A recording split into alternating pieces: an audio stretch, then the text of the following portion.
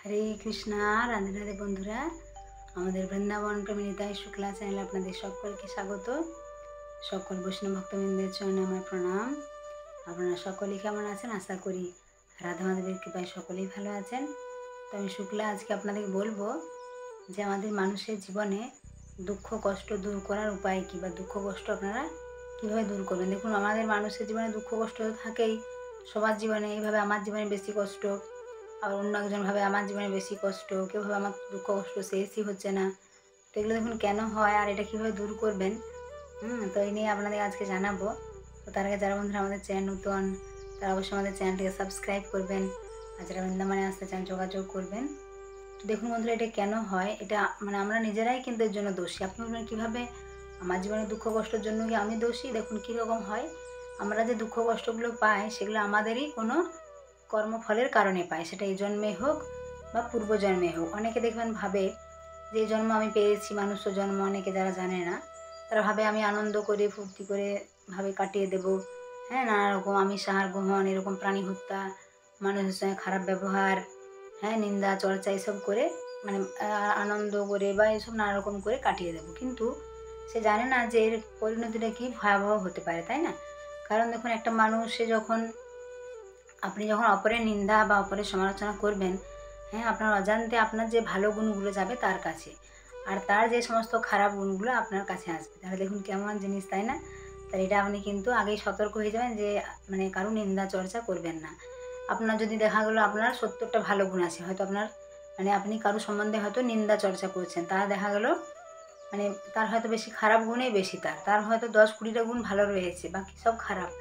তখন কী হবে, তার সমস্ত খারাপ গুণগুলো চলে আসবে আপনার কাছে, আর দেখা গেলো আপনার যে সমস্ত ভালো গুণগুলো রয়েছে অজান্তেই কিন্তু তার কাছে চলে যাবে। তাহলে দেখুন কেমন, আপনি কি আর কখনো নিন্দা চর্চা করবেন?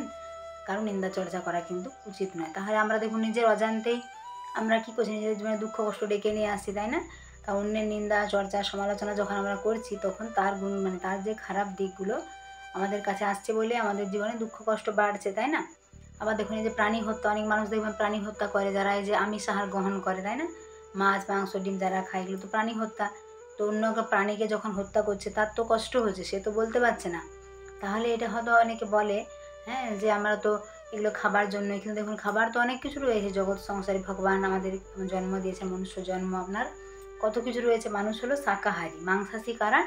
যারা বাঘ সিংহ রয়েছে এরা হলো মাংসাশী, মানুষ তো মাংসাশী নয়, মানুষ হলো শাকাহারী। কিন্তু এখন মানুষ নিজেদের লালসার জন্য জীবের যে বলে আমাদের খেতে ভালো লাগে এরকম বলে, কিন্তু দেখুন একটা প্রাণীকে হত্যা করে আপনি বলছেন আমার খেতে ভালো লাগে, সে তো বলতে পারছে না তার কষ্টের কথা, তাই না? তো আপনারা এগুলো ধীরে ধীরে ত্যাগ করা উচিত, কারণ আপনি প্রাণীকে হত্যা করে গ্রহণ করছেন, তাহলে এটাও হচ্ছে একটা পাপ। প্রাণী হত্যা, আমিষ আহার। তো এর জন্য আপনার এই জন্ম কষ্ট হতে পারে বা পরবর্তী জন্ম। অনেকে বলে পরবর্তী জন্মকে দেখে যে আমি তো পরে কী হবো আমি জানি না, তাহলে এই জন্মে আনন্দ করে কাটিয়ে দেবো। তো এই জন্মে যারা দুঃখ কষ্ট ভোগ করেছে তারা নিশ্চয়ই আগের জন্মে এরকম কোনো না কোনো খারাপ কর্ম করেছে বলে এই জন্মে কিন্তু কষ্ট পাচ্ছে। সেই জন্য আপনাদের আগের থেকেই সতর্ক হওয়া উচিত। অনেকেই ছেড়ে দিয়েছেন, অনেকে ধীরে ধীরে আমিষ আহার ত্যাগ করেছেন, অনেকে ভক্তিপথে এসেছেন। মহারাজদের প্রভুদের ক্লাস শুনে শুনে অনেকে এখন নিরামিষ আহার গ্রহণ করেন, এটা খুব ভালো। আর দেখুন নিরামিষটা শরীরের জন্য ভালো, কারণ আমিষ আহার এটা শরীরের জন্য ভালো না। আপনার শরীরে নানা রকম যে রোগ, বড় বড় রোগ কিন্তু তৈরি হয় আমিষ আহার থেকে। সেই জন্য আপনাদেরকে প্রথমে আমিষ আহারটা ত্যাগ করতে হবে। আহারকে যদি শুদ্ধ করা হয় তাহলে দেখবেন আপনার মনটাও ভালো হবে। আর এগুলো থেকে আপনার কী হয়, ক্রোধ অর্থাৎ রাগের উৎপন্ন হয়। আপনার একটা পরিবারের সংসারে যে অশান্তি ঝামেলা এগুলো যে হয়, বিভিন্ন সমস্যা, এগুলো কিন্তু দেখুন আমিষ আহার গ্রহণ করছেন, সেখান থেকে আপনার রাগ হচ্ছে, আপনি স্ত্রীর সঙ্গে ঝগড়া করছেন, সন্তানের সঙ্গে ঝগড়া করছেন, পিতামাতার সঙ্গে ঝগড়া করছেন, এরকম হয়। তাদের সাথে একটা খারাপ ব্যবহার তৈরি হয়, তাই না? তো এগুলো আমাদের ক্রোধ থেকে হয়, রাগ থেকে হয়। তো এগুলো যদি আপনি নিজের আহারটাকে শুদ্ধ করেন, আপনার মনটা যদি শান্ত হয়, চিত্ত শুদ্ধ হয়, তাহলে দেখবেন আপনার মন সকলের সঙ্গে ব্যবহারটাও ভালো হবে। তো আপনি যদি আস্তে আস্তে ধীরে ধীরে এগুলো, আপনি হয়তো ভাববেন আমি একদিনে পারবো না। অনেকে বলে আমাদের পরিবারে তো আমিষ ছাড়া খেতেই পারে না। তো আপনার নিরামিষও এত সুন্দর সুন্দর রয়েছে, এখন দেখবেন অনেক ইস্কনের ভক্তরা রান্না দেখায়, সুন্দর সুন্দর রান্না। তো সেখান থেকে আপনারা শিখতে পারেন। দেখুন মানুষের শেখার আগ্রহ যদি থাকে তাহলে কিন্তু একটা মানুষ সব কিছুই পারে। তার জন্য সবার প্রথমে কী করতে হবে, আপনার শেখার আগ্রহ থাকতে হবে, তাই না? তো আপনি সেখান থেকে শিখতে পারবেন ধীরে ধীরে। অনেকে আমাদেরকে ফোন করে করে বলে যে মাতাজি আমরা আগে আমিষ আহার গ্রহণ করতাম, এখন আমরা ভক্তিপথে এসেছি, বা মহারাজদের ক্লাস শুনে শুনে যখন জানতে পেরেছি যেগুলো ভালো নয় আমরা সেগুলো ত্যাগ করে দিয়েছি, তাই না? এটা শাস্ত্রে রয়েছে যে আপনি এই জন্মে যে আমিষ আহার গ্রহণ করছেন, পরবর্তী জন্মে এমন কোনো কিছু হয়ে আপনি জন্মগ্রহণ করবেন যে অন্য কেউ আপনাকে ভক্ষণ করবে, এটা মনু সংহিতাতে রয়েছে। তো আপনারা সেগুলো ধীরে ধীরে ত্যাগ করুন, তাহলে দেখবেন আপনাদের দুঃখ কষ্ট থেকে মুক্তি ঘটবে। কারণ একটা সংসারের মধ্যে যদি ঝামেলা হয়, স্বামী স্ত্রী বা সন্তান পিতামাতা সবার মধ্যে, হ্যাঁ, কারোর মধ্যে বেশি রাগ হিংসা এগুলো যদি তৈরি হয়, তাহলে কিন্তু পুরো পরিবারটাই নষ্ট হয়ে যায়, তাই না? তো এখান থেকে আমাদের দুঃখ কষ্ট এগুলো হয়, বিভিন্ন সমস্যা তৈরি হয়। এছাড়া রোগ ব্যাধি এগুলো যদি বলেন আপনারা, এগুলো কর্মফলের কারণে হয়। এই জন্মের আপনার কোনো খারাপ কর্ম বা আগের জন্মের কোনো খারাপ কর্ম, আগের জন্মটা তো কেউ দেখেনি, কেউ জানে না, তাই না? আপনি সেটা কী করতে পারেন, এই জন্যই যদি আপনি ভালো ভালো কর্ম করেন, ভগবানের নাম করেন, ভগবানের চিন্তন স্মরণ সেবা পূজা, সাধু সেবা, গৌ সেবা, মানুষের সঙ্গে ভালো ব্যবহার এগুলো যদি করেন, সমস্ত ভালো কাজ যদি করে যান, তাহলে আগের জন্মে আপনার যে সমস্ত খারাপ কর্মগুলো রয়েছে, কর্মের যে ফল আপনি এখন দুঃখ কষ্ট ভোগ করছেন, সেগুলো থেকেও ধীরে ধীরে মুক্তি লাভ করতে পারবেন। আর এই জন্য যদি ভালো আপনি কর্ম করেন, তাহলে তো ভালো। অনেকে বলে যে অনেকে ভক্তিপথে রয়েছে, ভগবানের নাম করে, তাও তারা কেন দুঃখ কষ্ট পায়? তো দেখুন তারা কেন পায়, তাদের আগের জন্মের কর্মফল, আগের জন্মে তারা কী করেছে সেটা তো জানে না। তো এই জন্মে সেই জন্য কষ্ট পাচ্ছে। অনেকে বলে অনেকে তো খারাপ কর্ম করে, তারা এই জন্মে অনেক আনন্দে আছে, কী করে না, তাদের আগের জন্মে হয়তো তারা কোনো ভালো কর্ম করেছে, সেই কর্মের ফল এখন তারা ভোগ করছে। তারা এখন হয়তো খারাপ করছে, কিন্তু তারা ভালোভাবে রয়েছে, শান্তিতে রয়েছে, কিন্তু তাদের আগের যখন কর্মফলটা, ভালো কর্মের ফল শেষ হয়ে যাবে, তখন কিন্তু তাদের জীবনে দুঃখ ঘনিয়ে আসবে। এটা কিন্তু মানুষ ভাবে না, কিন্তু এটা সবারই ভাবা উচিত।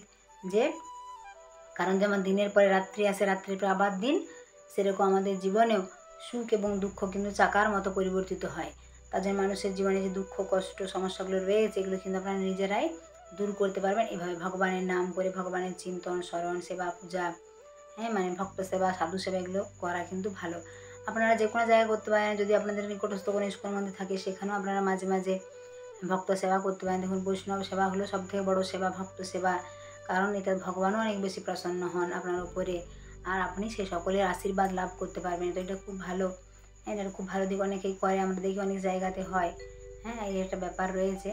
তো সেই জন্য আজকে এই বিষয়টা আপনাদেরকে বললাম, যে আমাদের জীবনে দুঃখ কষ্টের জন্য কিন্তু আমরাই দেখুন দায়ী, তাই না?